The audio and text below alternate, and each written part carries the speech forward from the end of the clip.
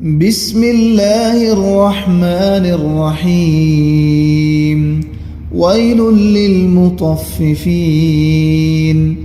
الذين إذا اكتالوا على الناس يستوفون وإذا كالوهم أو وزنوهم يخسرون ألا يظن أولئك أنهم مبعوثون ليوم عظيم يوم يقوم الناس لرب العالمين.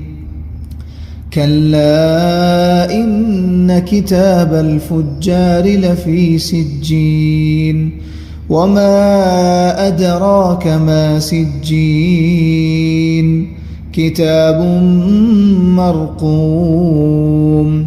ويل يومئذ للمكذبين الذين يكذبون بيوم الدين وما يكذب به إلا كل معتد أثيم إذا تتلى عليه آياتنا قال أساطير الأولين كلا بل ران على قلوبهم ما كانوا يكسبون.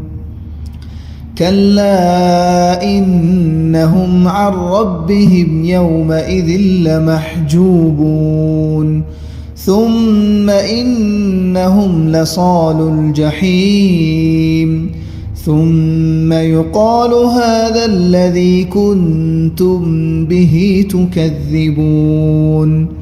كلا إن كتاب الأبرار لفي عليين وما أدراك ما عليون كتاب مرقوم يشهده المقربون إن الأبرار لفي نعيم على الأرائك ينظرون تعرف في وجوههم نظرة النعيم يسقون من رحيق مختوم ختامه مسك وفي ذلك فليتنافس المتنافسون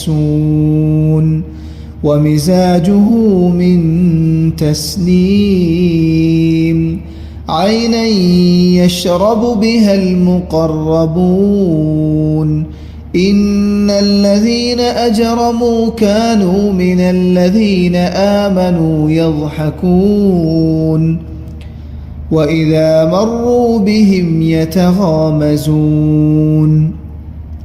وإذا انقلبوا إلى أهلهم انقلبوا فكهين وإذا رأوهم قالوا إن هؤلاء لضالون